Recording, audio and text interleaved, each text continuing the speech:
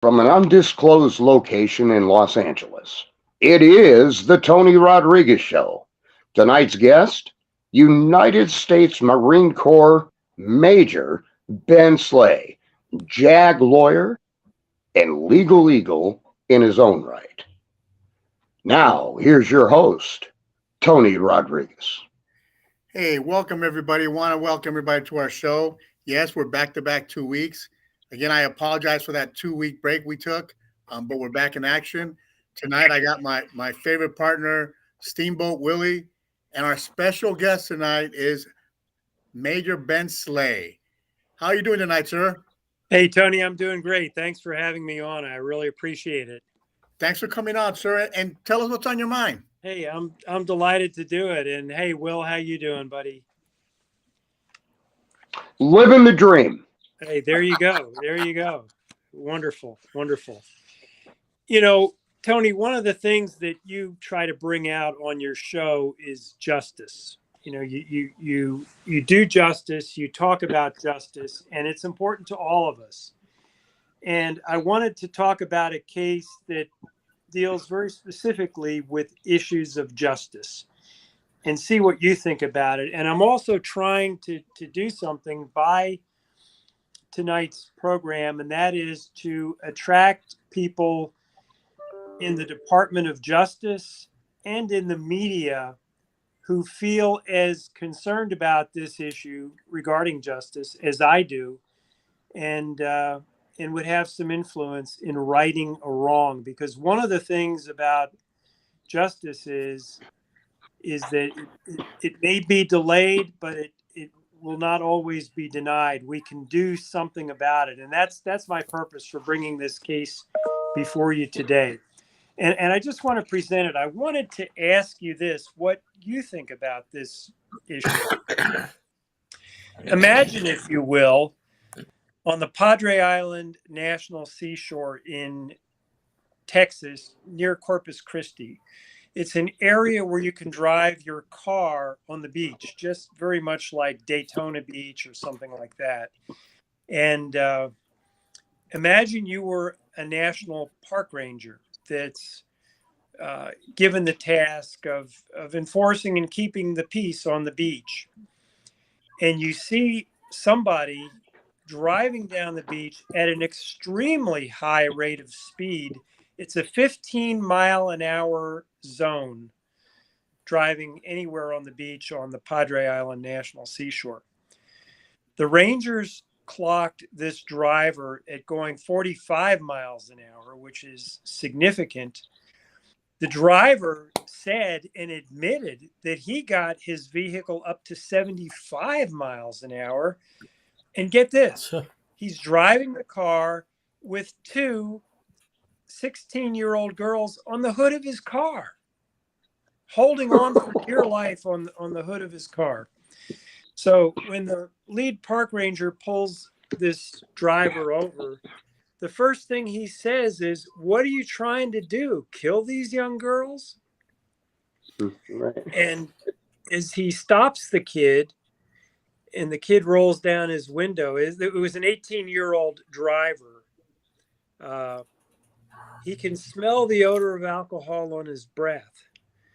So he gets him out of the vehicle, reads him his Miranda warnings, which are warnings that you give to somebody in custodial interrogation. In other words, this kid is now a suspect in their custody. And while in the park ranger's custody, he has a cup in his hand, and the cup has alcohol in it, and he drinks from that cup in their presence. They do and they notice that his eyes are extremely bloodshot, and in conducting a search of his vehicle, this is technically a search pursuant to an arrest, because they couldn't search otherwise. So they search his vehicle, and they find a baggie of marijuana cigarette butts, an almost empty 1/5 bottle of whiskey, and empty beer cans in the vehicle, and several other unopened cans and so forth. Noticed the smell of alcohol on his breath, noticed his bloodshot eyes, and realized that he has just endangered the lives of these two young girls that were holding on for dear life, riding on the hood of his car. And they check his record. They do a record check, and they find out that this 18-year-old is on probation for felony burglary as well. So you got a kid, he's drinking in their presence. His eyes are bloodshot, which they knew to be a symptom of smoking marijuana. His breath smells of the odor of alcohol. And they tell the girls, they say, we're going to take you to the ranger station because it's not safe to drive with him. He's drunk. And they tell this young driver, they don't confiscate his keys. They don't call his parents. They realize he's on probation for felony burglary. And the lead U.S. Park Ranger tells this 18-year-old kid, this is your lucky day. Tells this kid that they know now to be intoxicated and a danger to himself and others, having just endangered the lives of these young girls in the ranger's presence. And they tell him to wait there for an hour and a half to sober up. That's the language that they use. That's what the trial court found. They did not confiscate his keys. They didn't arrest him. They gave him 4 tickets, by the way, 4 tickets. One was for speeding, 45 in a 15-mile-an-hour zone. Another one was for not having any Texas liability insurance. One was for reckless driving. And the final ticket was for possession of marijuana, which back in that time was not an offense for which you could write a ticket. You had to take the person in. You had to detain them. Well, all of those together, and the fact that he was drunk driving, would mean that you would have to arrest this drunk driver and take him in. They didn't do that. They let him go, telling him, this is your lucky day. Stay here for an hour and a half to sober up. Or if you leave, I will issue a warrant for your arrest.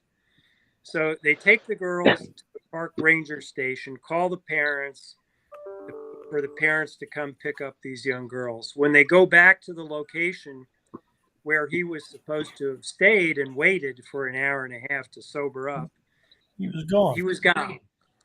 And the Rangers did not issue that warrant for his arrest like they would do. The kid goes out and he continues drinking and smoking marijuana. And he testified, he said, look, they knew I was on probation for felony burglary. My probation was going to be revoked, so I just was going to live it up. So he, quote unquote, lived it up by smoking more marijuana and drinking heavily until he later hit my client. My client was a motorcyclist. His name is Randy Kreider. Randy was hit, and the estimated speed at the time of the collision when the drunk driver hit Randy was 80 miles an hour. He clipped this motorcyclist, Randy Kreider. Randy had his arm traumatically severed, his left arm, which was facing closest to the oncoming traffic. It was severed at the seam. It's completely torn off. Oh. In fact, it went through the windshield of the drunk driver's car.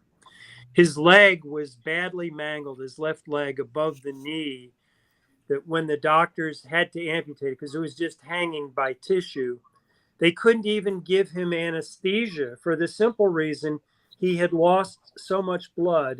His blood pressure was so low that if they gave him anesthesia, that alone would have killed him. Randy miraculously survived his injuries. His wife literally got down. He was in the mud lying down when he got hit. His wife went there just in this ditch with him, laying with him, telling him he was going to be okay, praying that he would be okay. And By the grace of God, he survived his injuries after having had a double amputation. His left leg above the knee, well above the knee, mid-thigh, and his arm amputated at the shoulder. Do you, and let me ask you this, I'm going to stop talking now and ask you this. No. Do you think it was negligent for federal park rangers, police officers, if you will, to let a drunk driver just go free, telling him this is your lucky day under those circumstances? Would you have done that? Well, I'm not. Well, I'm going to let The liability should be. Yeah. Go ahead, Mike. The liability should be on the for not doing the proper job of issuing the ticket, Well said. making the arrest, and towing the vehicle. And that's what I would have done. I'd still be writing right now if that was mine. Yeah. Right. See, I'm not a lawyer. I'm not a lawyer or a police officer. Me neither. But I agree with both of you. This is common sense. Yeah. You know that, again, I'm not like Will. You I'm sue not a the law government, enforcement officer, you sue but the victim driver. common sense tells you that police officer failed to do his duty, and do the right thing, right? The common sense approach, right? Right. I mean, I would do that if I saw someone in the street intoxicated. I would do my due diligence to make sure they're not driving, whether take the keys away and make them walk or get a number to call somebody. Exactly. You can Throw the keys in take the ocean. keys away. You can confiscate the car. In fact, that's what they were supposed to have done too, with what's called a driving under the influence of drugs, a DUID, as well as a DWI, driving with intoxication. And they did none of that. Things that would normally be common sense. And the Texas law is that police officers can be liable, that is, their employers, the state or the federal government, can be liable for the negligence that they would engage in the official performance of their duties. This was clearly the official performance of their duties. So Randy became my client. When I did the investigation, I found out all of these facts, and I presented them. What I did was bring a lawsuit in federal court in Corpus Christi, the U.S. District Court for the Southern District of Texas in Corpus Christi, against the United States government, because the U.S. government is the employer of national park rangers, federal officers. Right. And there's something called Interior. the Federal Tort Claims Act, where you can bring an action against the U.S. government. The government waives its sovereign immunity in such cases where negligence of federal officers cause injuries to another person. And so I brought this lawsuit under the Federal Tort Claims Act against the United States government. When you sue the U.S. government, you can't get a jury trial. There's no jury that heard the case. It's a judge alone, a federal judge, sitting federal judge. And that judge, in his then history on the bench of some 20 years as a sitting federal judge, had never once ruled against the government on a federal tort claims case. But when he saw the whiskey, the empty, almost empty whiskey bottle, and heard the testimony of the officers about the alcohol on his breath, drinking from a cup with alcohol in it in their presence, brazenly doing that, seeing that his eyes were bloodshot, knowing that to be a symptom of marijuana intoxication, finding a baggie of marijuana and marijuana cigarette butts, as well as a marijuana smoking bong. You may be familiar with that terminology. A bong is a marijuana smoking pipe. Hey, Major. Yes. At least two of us on this show tonight are from California. Believe me when I tell you, we know what a bong is. You know what a bong is. I don't have to explain that exactly, of course. Right. Understood. Okay. So, Yeah, that's right, Mike. right. So, at any rate, there is no federal body of tort law. if an action occurs by a federal officer in a state, the federal court is obligated and required to apply the state tort law to determine if there's any liability here. And in the state of Texas at that time, there was a case that had been decided recently by the Texas Supreme Court called Clark versus Otis Engineering. And what happened in that case was an employee showed up for the job intoxicated in the morning, like around 8 a.m. in the morning. The foreman sees that this employee has showed up intoxicated. And instead of telling him, look, you go to sick bay or you sit in a corner, you do something, you stay here on the premises for 6 or 8 hours or however long it takes until you sober up. And then you go home. They didn't do that. What happened was the foreman literally walked this intoxicated employee back to his car, put him in his car, and told him to go home. And so he did. And tragically, on the way home, that employee killed 2 people.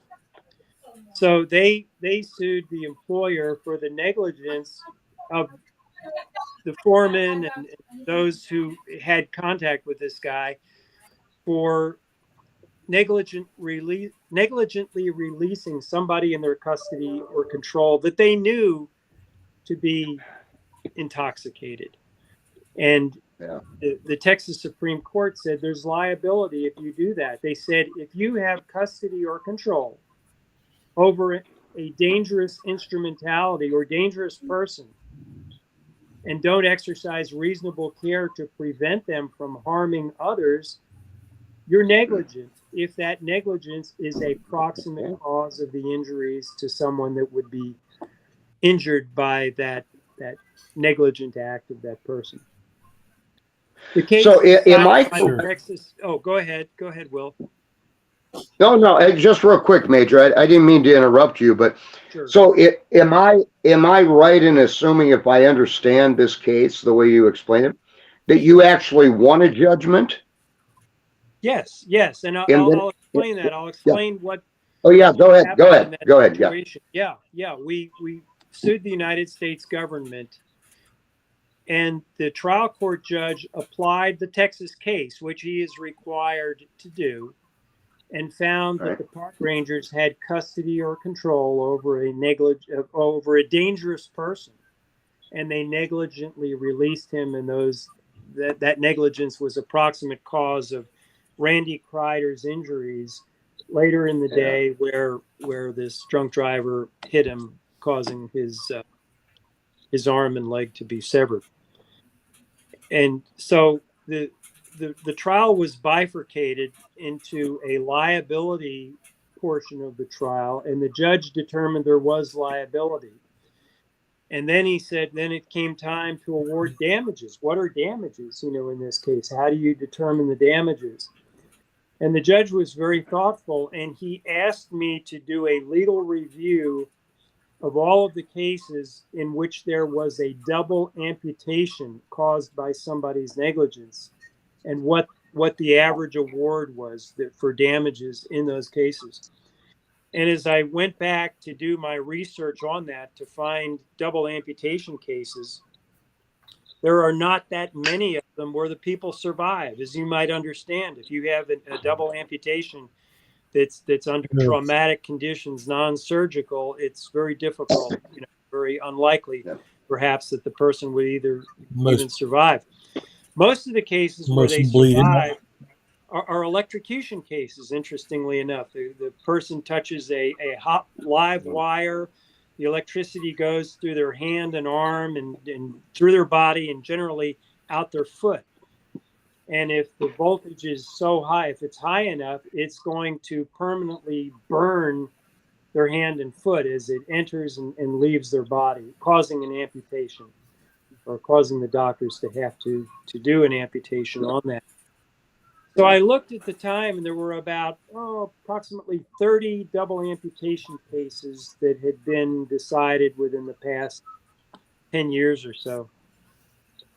And the average value on those cases where there was negligence that caused that was $7.5 million at that time. So I asked the judge for $7.5 million. I said, this is what the average amount of injuries are for a double amputation. Clearly, there's liability in this case on the United States government.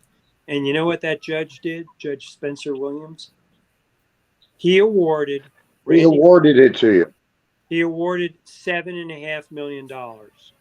Yeah, and this was a judge who Makes sense. stated on the record. He said, "I'm not a judge who tries to invent law or come up with new theories of law." He said, "I'm a conservative judge, but this action of seeing what these park rangers did, knowing that this kid was intoxicated and let him go, was clearly something that required damages to be paid to an innocent victim who was injured foreseeably." That's part of the crux of a negligence action, that your negligence caused a foreseeable harm.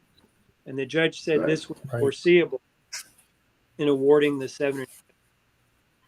Now you might ask this question: why would park rangers, these are police officers that generally find their duty to arrest drunk drivers and arrest people in such a situation like that, why would they let somebody go, an 18-year-old go, under these circumstances?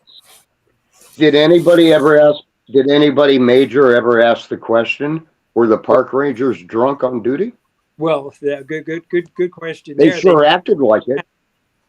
There was a very specific reason that the park rangers did not arrest this kid. It was on a Saturday event. And within the 6 months prior to this drunk driving incident involving these two young girls on the hood of the car, these same two U.S. park rangers arrested another juvenile on a weekend, on a Saturday, and it required a U.S. magistrate's hearing within 24 hours. If you take a juvenile into custody, the magistrate has to come out and hear the case, hear the preliminary facts of the case and so forth, and make a determination whether to release this person on bail or whatever he's going to do, keep him incarcerated for a certain amount of time or whatever the case may be. So 6 months prior to this, they had a hearing on a different juvenile. And after the hearing, the U.S. magistrate called these park rangers over, and he said this. He said, "I don't want you ever calling me on a weekend again for a hearing." Sounds like Hillary Clinton in Benghazi, but go ahead. Well, yeah. So the U.S. magistrate chewed these park rangers out, telling them if they called him again for a hearing on a weekend, unless it was an absolute emergency, that he was going to incur the wrath, just like he was doing when he chewed them out on this particular occasion. Oh my God, that's judicial intimidation. This came out in the trial. He's obstruction of justice. Yeah, this is the testimony, and the trial judge even put this in his decision, in his findings of fact and conclusions of law, that this is what happened in this case. So, unbelievable. The U.S. government, by the way, stipulated that the act of not arresting this kid was a proximate cause of the injuries to me. That was even an admission in the case. Yeah. So, but the U.S. government appealed the case after the judge awarded Randy Kreider $7.5 million. When I say awarded him, it's on paper. No money actually changed hands, because shortly probably didn't have it anyways. The trial, right. U.S. government appealed the case, and in Texas is under a particular federal circuit called the Fifth Circuit. Like you in California, you're in the Ninth Circuit, yeah. Ninth Circuit, right. But Texas is in the Fifth Circuit. So the case went up to the Fifth Circuit, and I argued the case there and emphasized what the judge said and so forth. And the duty Under the Texas law, where this fellow shows up for work intoxicated in the morning, the foreman walks him to his car, puts him in his car, and sends him home. And it had nothing to do, again, as I said, with the employer-employee relationship. The issue was custody and control. If you're in control, and clearly, the park rangers had custody and control. They read him his Miranda rights, which is what you do for custody, a custodial interrogation. They searched his vehicle, which was a search incident to arrest, which means control. They gave him an order to stay there in that location for an hour and a half to sober up. That shows control over him, and then not arresting him when they found that, or not issuing a warrant for his arrest when they found that he had left the area. Well, the Fifth Circuit heard the case and decided the case and said that our reliance, that is my reliance as an attorney, and Randy Kreider, my client's reliance on this case, Clark versus Otis Engineering, was misplaced because that case was limited to an employer-employee situation only. Now, the case didn't say that. In fact, the text of the case specifically said otherwise. It said this is not limited to an employer-employee situation, but is applicable to any situation where you have control over something that you know to be dangerous. You have to exercise reasonable care. But the Fifth Circuit said, because the drunk driver was not an employee of the U.S. government, which obviously he wasn't, of course he wasn't an employee of the U.S. government, there was no liability of the United States government. And so I felt that was on their property, wrong and incorrect. So Major, how do you resurrect that case? Well, that's a very good question. That's my next point. I appealed the case to the United States Supreme Court under what's called certiorari. You've probably heard the term. You apply for certiorari before the Supreme Court. The Supreme Court only hears about 2% of the cases that are ever filed. There's thousands of cases filed for the Supreme Court to hear, and they only listen to cases that they feel would make a major national impact for whatever reason. And real quick, just for our listeners, yes, real quick, if you file out of those 2% that they hear, if you file a case with the Supreme Court basically bounces it back to the former jurisdiction, right? Or am I wrong? It can. I'm not sure what the statistics are, but a lot of times they might send it back for clarification or say, we agree with the lower court's decision, or we reverse the lower court. They can do whatever they want. They can come up with a brand new decision, making new law, because they are the Supreme Court. Whatever they say is the law that they would decide in a case. So they refused to hear it. And the legal impact of that is it sends the case back to the Fifth Circuit. So technically the case rests under what they call the mandate, that is the decision of the Fifth Circuit. And the Fifth Circuit has a local rule of appellate procedure, rule number 41.2. And it says this: when the Supreme Court has not heard a case because of a denial of certiorari, and the case is now back under the mandate of the Fifth Circuit, the case shall not be reopened except for a manifest injustice. So in other words, the Fifth Circuit says, hey, after the Supreme Court hears the case, you can't retry it in the Fifth Circuit or something like that, but you can reopen the case if you allege and can prove manifest injustice. And I haven't found a case where they've actually reversed a case under this provision for a manifest injustice. But a manifest injustice did occur and I'm trying to find somebody in the Department of Justice, in the upper realms of the Department of Justice, that would agree with me that this was an unjust decision, because the Texas law that the federal courts were required to apply did not limit it to an employer-employee situation whatsoever. In fact, I became an acquaintance of the former Texas Supreme Court Justice William Kilgarlin, who wrote that decision about the foreman leading the drunk driver to his car. And I gave him the Fifth Circuit decision and the trial court findings of fact and conclusions of law. And Justice Kilgarlin wrote an 8-page sworn declaration, not just a statement. He put it in an affidavit form and swore to it. He declared under oath that the Fifth Circuit decision was wrong.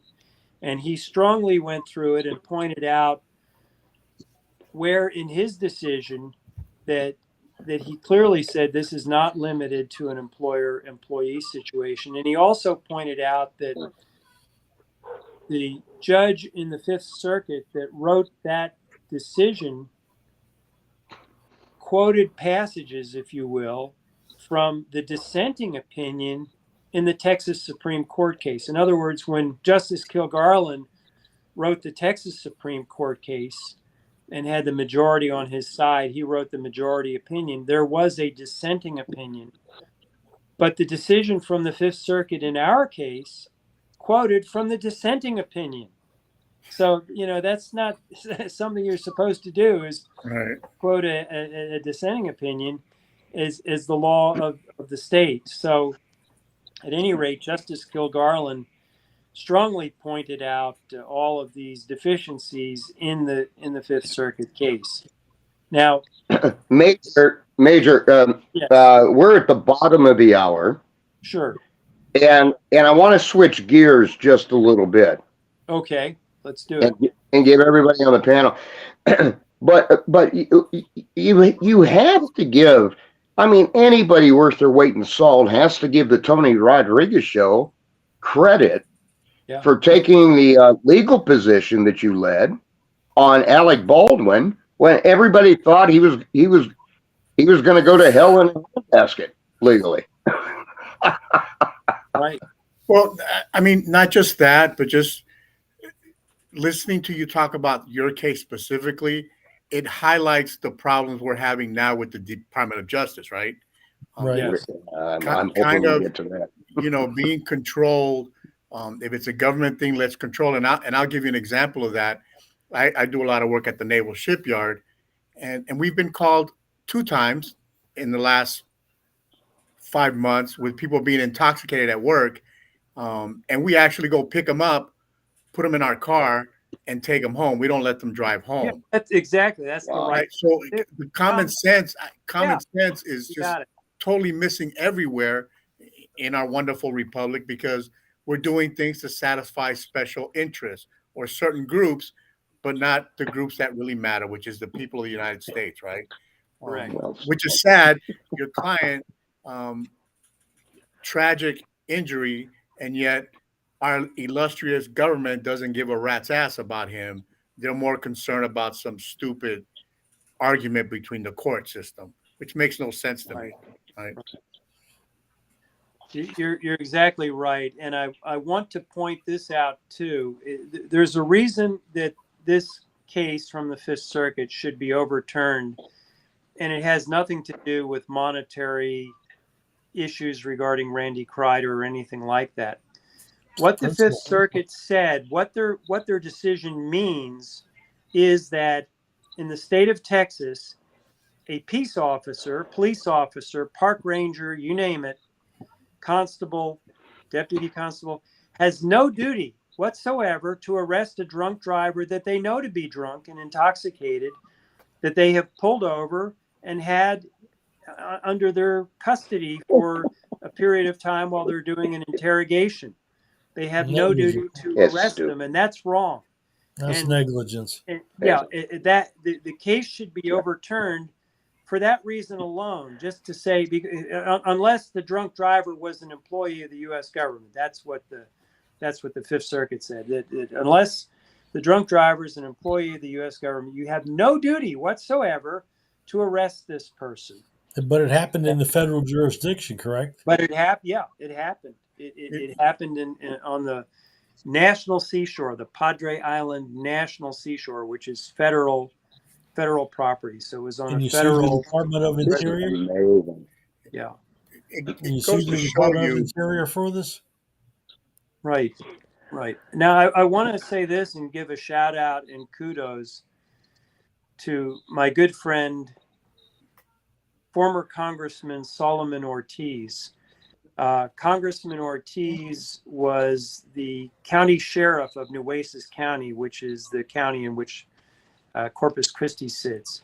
He was a great sheriff, and he ran for U.S. Congress and was elected, and he became a U.S. congressman, and he was a congressman for, if you're watching tonight, Congressman Ortiz, I believe you were in for 22 or 24 years as a congressman. That's about right. He was a great about right. representative and great leader for South Texas and Corpus Christi. And he's looked at the facts of this case, and he said, I know from my responsibilities and duties as a sheriff, I would have arrested this kid. I mean, immediately. And we talked about it, common sense. It's not some sort of fine legal splitting of hairs. Well, if I arrest him, is that going to be wrong? No, of course it's not wrong. The idea is, take his keys. Don't let the kid drive. Be the creative. Magistrates rotate. They don't I mean, always have weekends. Right. You would do that. You would do that with your child. Yes. Yeah. Your teenage, your 16, 17, 18-year-old child. Exactly. You would do that with them Yeah. when they're driving the family car. Yeah. I mean, exactly. Well, it goes back to common It's sense. common sense, like you Goes said. back to common sense, right? We don't. So, we can look at what's happening now in our republic, right? Look at how does Hunter Biden get a slap on the wrist, but if I don't pay my taxes over $1 million, I'm pretty sure I'm going to be incarcerated, right? I'm pretty sure. Like Al Capone. Yeah. Good luck. So we have a good defense attorney. Yeah, I mean, I might volunteer to help you. It's crazy that I don't know what's happened to the republic, but I think we've lost touch with reality and what is the right thing to do or the right thing to do all the time. It's kind of simple to me, common sense. If somebody's intoxicated, don't let the fool drive, right? Take the keys away, especially if you're a law enforcement officer. For God's sake, that you get paid for to do, right? And if he didn't do it because that other judge told him not to bother him, then he doesn't belong in a police department to begin with, right? I agree. Well said, Tony. And Tony, can I just try to get Ben, because I know our time is limited. Can I harass Ben for a minute? yeah, let's do it. Okay, I know you're a graduate. You're a graduate of Baylor University Law School, right? That's correct. Okay, so I got that one right. Yeah, that's in Waco, Texas. Yeah.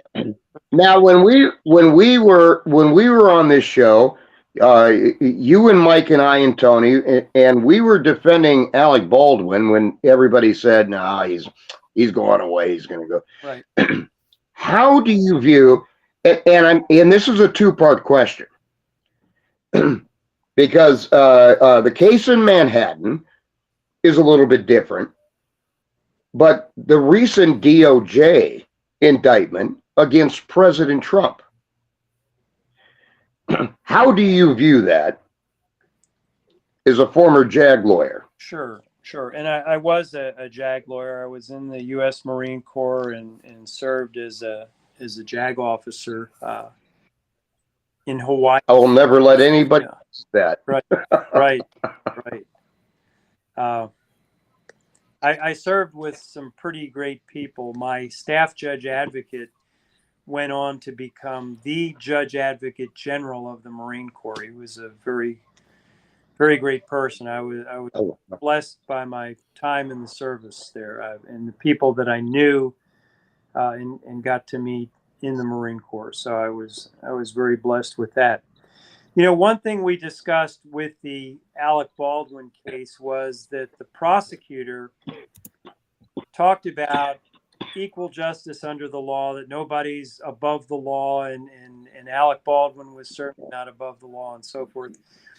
Yet she knew that there were flaws in her case, and we discussed at the time she was grandstanding. I don't know if she wants higher office or whatever the case may be. Yeah, that's exactly what it was. But as we pointed out, there were specific flaws regarding the charges that she brought of manslaughter against Alec Baldwin. And then the fact, and she, again, talking about equal justice under the law,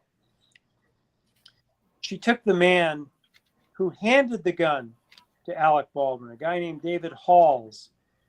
The gun went from the armorer, who was also charged along with Alec Baldwin, to a person in the middle, a David Halls, who worked on the set, who then handed the gun directly to Alec Baldwin, and he said, cold gun, which means that the gun is not loaded, the gun is inert, the gun is not going to hurt anybody. When he's cold gun, yeah. Right. Now, when he did that, Alec Baldwin took the gun from him, but the prosecutor in the case gave this guy, David Halls, the intermediate, just who handed the gun to Alec Baldwin, she gave him a sweetheart deal, where if he pleaded guilty, Hunter Biden. Yeah, and it is exactly a sweetheart deal, no possibility of any jail, just all probated sentence. If he testified against Alec Baldwin, that was part of the deal. Exactly. That he had to testify. Exactly. So it's the same. I see a similar pattern where these officials say, well, nobody's above the law and so forth and so on. But it's applied unequally because it depends on the politics involved and who they go after. Well, I don't know. I don't know, Major, if you could actually describe it as prosecutorial misconduct or prosecutorial idiocy, Right. Because this thing that they're doing to former President Trump, not just Alvin Bragg, by the way, but then the DOJ. And so Alvin Bragg has to take a backseat anyway, which I think everybody on this panel predicted was going to happen if the DOJ moved. But how do you do this with Donald Trump? And you don't do it with any other former president. And on top of that, and I'm throwing something out there, and I will surrender the floor to you. But Joe Biden, for God's sake, as a senator, was not covered under the Presidential Records Act. Right.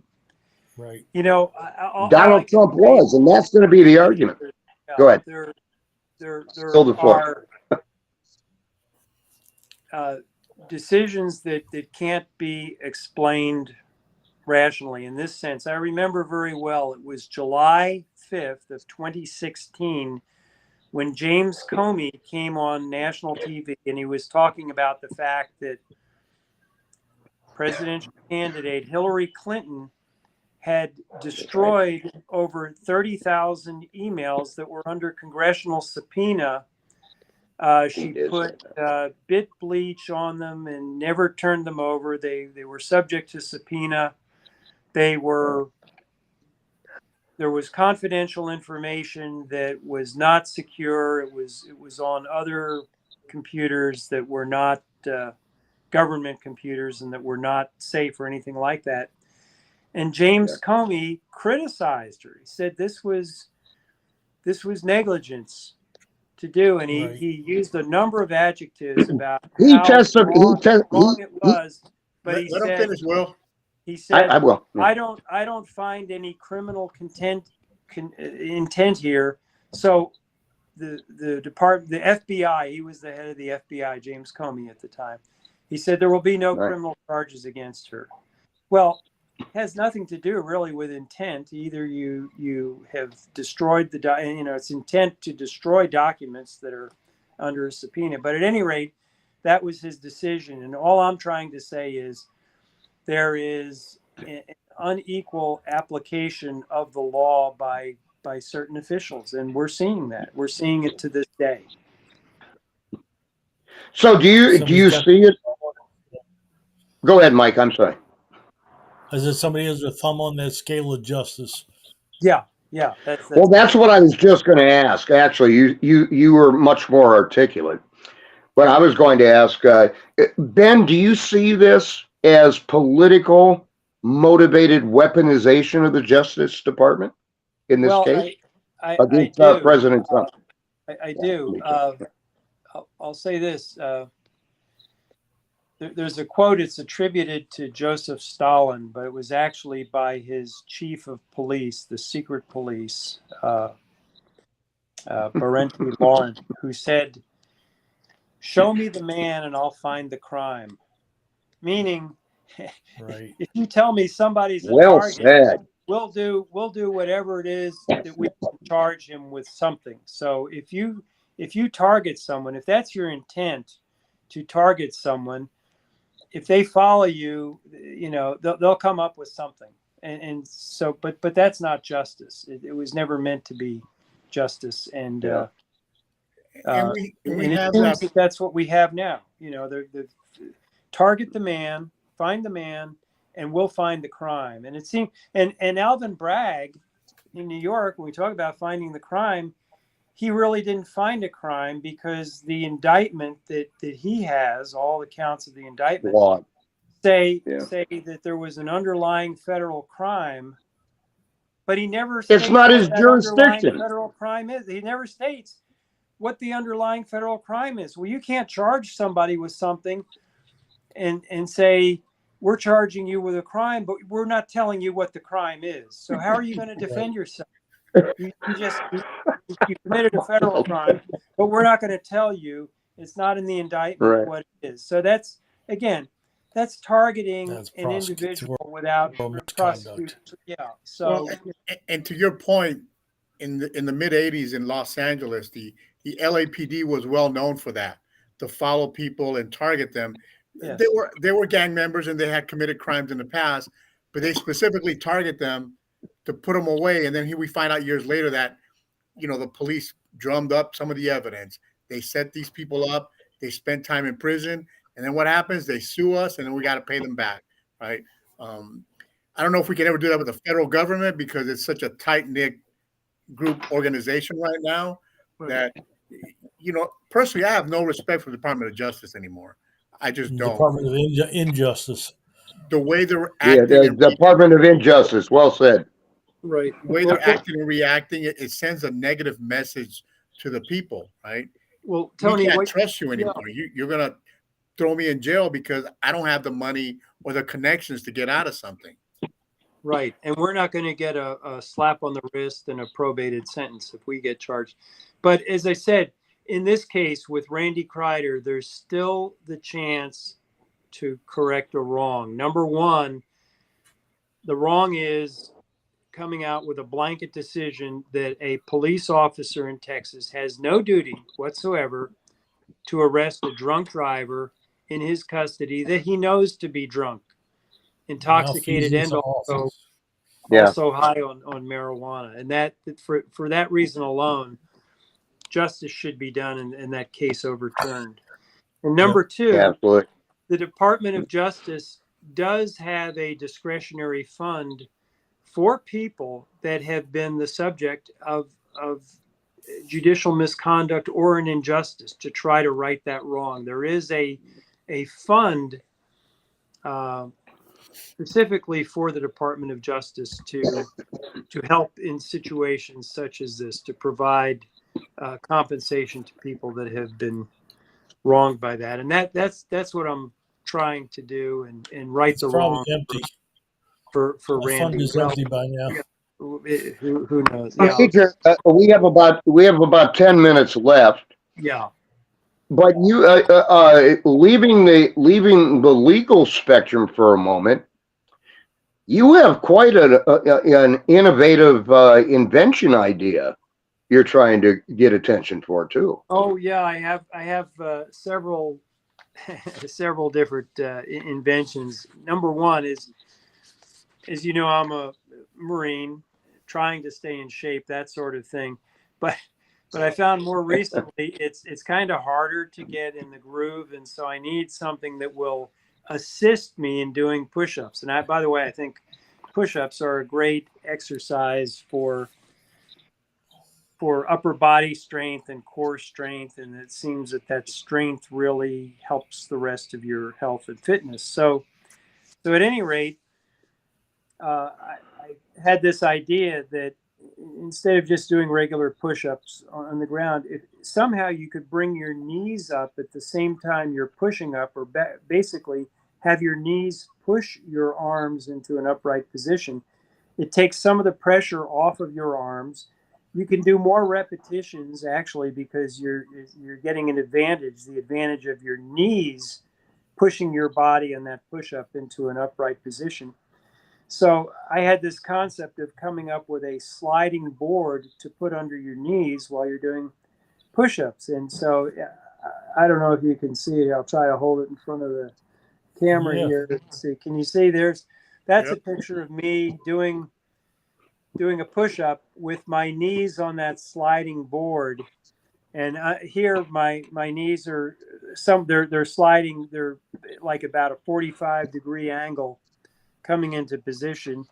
And then here I am where the board is all the way back, and I'm doing what appears to be a regular push-up. But then as I slide my knees forward, it pushes my arms up and it makes it easier to do. And so I had this idea. Well, I'm really kind of gliding along with the bottom portion, which my knees are, and I'm gripping handlebars to do the push-ups. So I thought of grip and glide. I thought that was catchy. You know, we have these slides, trademark Yeah, slip and that's awesome. slide.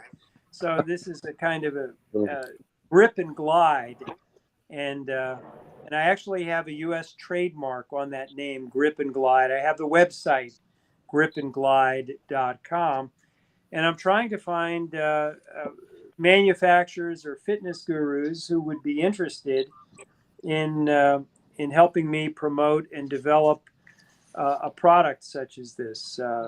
I think it can be a bestseller because we are concerned about health and fitness, and this is something that makes it easy to do. It could even be used in schools to help kids that are struggling doing one or two push-ups, Yeah. getting them up there where they can do 20 of them because their knees are doing part of the work of their arms. And it's good for your core because as you bring your knees up, you're tightening your core as well. So I want to give a little promotion here to Grip and Glide, and if anybody who's watching happens to know manufacturers that or fitness gurus, people in the health and fitness industry that might be interested in something like that, I'd certainly be glad to partner with you, and we could team up and promote something like that.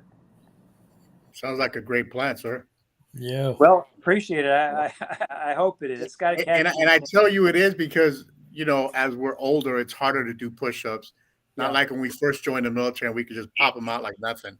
Oh yeah. A lot more difficult now at this point in my life. But going back to your case with the police officers, kind of like, you know, you and I, we spent a lot of time in the military, and we know what, if we get an order that we know it's illegal or immoral, we're probably not going to follow it. We're gonna push against the chain of command Yeah. because we know it's wrong and it's illegal, it's immoral. For the police officers not to push back sends a horrible signal on that whole department that they're more concerned with what some dumbass judge says than to do the right thing. So they don't belong. They should not be wearing a badge at this point. That should be taken away. Um, Even when I was on recruiting duty, if you did something immoral or illegal, the first thing they would do is they would take your badge away and put you behind a desk. And that's just recruiting. That's not even law enforcement. So it's a horrible message being sent out to law enforcement people, hey, if a judge says this, don't enforce the law, just walk away. Just sends a horrible message, in my opinion. Yeah, you Well, I become an agree. obstruction of justice. Yeah, Mike. Yeah, I agree. I mean, You're that judge you said that, or the magistrate, he ought to be brought up on some ethics violations within his, and they could look at that. Well, why did you say that? You were on call. You take it. You're on call. sure. Don't blow these things off because you're just as liable as the officers are. Right. Well, and this negligence caused somebody to suffer for the rest of his life. His Exactly. family's going to suffer for the rest of their life, regardless whether they get money or not. They're going Right. to suffer, right? And that's not fair. And these police officers and these judges are living the high life. have his life. I want to tell you, reminds me what we're talking about now. Reminds me of my father. One day when I was in the Marines, I was given the duty on New Year's Day, and what that duty is, you go on. Basically, you stay there for 36 hours, and you're the officer in charge. So obviously, January 1st is a holiday and so forth, and so I got the duty on January 1st, which meant I wouldn't have a New Year's Day holiday or New Year's Eve holiday for that matter. I was going to be on base that entire day through the next day over that 24 to 36 hour period. So I was kind of complaining a little bit, and I was telling my dad, I said, Dad, I got the duty on January 1st. So there goes my New Year's holiday. And he said to me, and I'll never forget it, he said, it's really a great honor. They selected you to have the duty on New Year's Day. They could have you. So I always thought every time I ever get what you might call an tail, and what that sort of thing, it's an honor. It's an honor. They selected you to do it. So my point is, when the magistrate was called in on a weekend, it should have been an honor to come in and justice and do the hearing. And this is a U.S. magistrate to say, in on the weekend, you're a park ranger, call me unless it's an emergency. That, I wish my dad could have spoken with me. He would have told him, hey, when they call you up and you have to come in and put on that robe of justice and do your job on that weekend, good for you. You're being honored. It's an honor that you're selected for that. And I think that's what we're Major missing anymore. It's we don't look at things as an honor. And it's funny you mentioned duty. My first duty assignment was on December 25th, 1981. I sat in a guard tower guarding a position for 14 straight hours. And I didn't look at it as a privilege, but now listening to you, it was cold, up there with a rifle guarding a perimeter. It was cold, but it was an honor to do that because I was doing something useful. I was defending, our positions. But I didn't think about that when I was 19. I was like, man, I'm up here Christmas Day. And I didn't have anybody to tell me, Tony, it's truly an honor. And now that you say it, it makes a lot of sense. Right. Gentlemen, I'm gonna yield the floor to the three of you because my phone is about to die. But I just got this in just a minute ago, and I urge our listeners here on the Tony Rodriguez Show to start following Tony, the number 4, California.us. Big news coming down the pike, gentlemen. Thank you, Will. For sure, Tony. You keep up the good work. I appreciate you being out there on the front lines. Thank you for having me on tonight. And Will, thank you for leading this discussion. And Mike, appreciate your comments that you've had on this. And I think we all agreed, hey, you know what? We can influence justice. So I think that's what tonight's show is about. When you win this fight, we would love to have you back so you can give us an update. I'd love to do it. What you went through and how you won the fight, because we need to keep fighting. And you know that. I mean, the fight should never stop. We should be fighting every day for what's right. So you got it. Oh, and next week, Ben, you should join us next week. Next week, I'm almost positive we're going to have Senator Mike Gabbard on. Oh, that's great. That's great. Who's got a great story to tell, and you know what my dream ticket is? Oh, that's the other thing I forgot to say. Okay. Hashtag Trump 2024. Okay, got my plug in. Good night, gentlemen. Hey, I want to thank you, sir, Mikey. Thank you for coming on as usual. Anybody that was listening out there, thank you. AJ, we appreciate your comment. You're absolutely right. It was grossly negligent what those officers did. You can follow me on the nextgenusa.com, my live stream show. You can also follow me on Twitter, Instagram, and Facebook. The name is the same, Tony Rodriguez for the Republic. And I want to thank you all for listening. Good night and see you next week. Good night. Hoorah.